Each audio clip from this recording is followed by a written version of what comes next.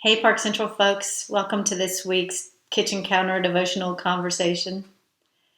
This past Sunday morning, the group that usually meets for Bible study decided a few of us to get together on Zoom. And it was everything that you might imagine on Zoom. It was a little awkward for me as the facilitator. It was wonderful to see so many dear faces. It was so encouraging to be together, even if it was in virtual space. And as always with that group, it left me with so many wonderful insights to ponder through the week. One of the things we were talking about was Cleopas and his companion, and how Jesus was made known to them in the breaking of the bread. And we got wondering about why, when it was late in the evening, when it was time to eat or maybe go to bed, that they got up from the table after Jesus was made known to them and went back to Jerusalem to be with the disciples and their companions. And so we were talking about how, well, maybe part of that was about the reinforcement of being together with other people, and part of it was about the encouragement of being with other people. The reinforcement, someone said, was a bit like if you see a rare bird that you've always wanted to see, and yet you still can't quite believe that you saw it until your companion with you sees it too and says, yes, that is a whatever bird.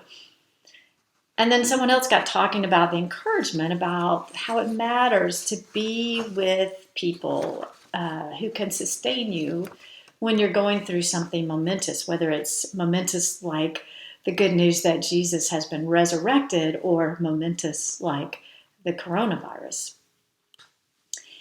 In the book of Acts, we see those same early believers, and as they add to their numbers, we hear stories about how they were sharing good news and they did much to strengthen and encourage one another. That word encourage comes up again and again in those early stories about believers, even in a time that was uncertain and frightening, when they had such a huge mission, such good things to do. They were encouraging one another.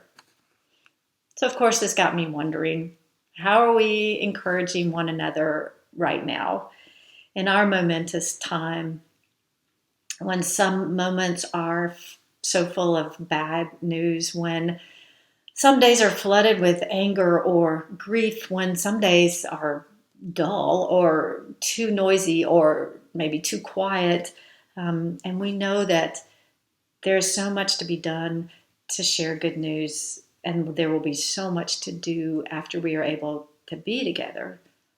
What are we doing in this time? How are we encouraging one another? And I got thinking about that for myself. I was on the phone with my oldest sister, and I thanked her because she always, always, always makes me laugh. And she didn't even realize that she did that to encourage me. And then I remembered the dear soul who stealthily left cupcakes on our doorstep.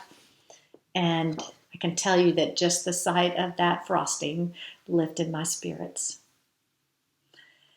And then I thought about the email that I've been holding in my inbox. It's about the adventures of a household cat. And it is so clever and so creative that it just made my day and continues to make my day.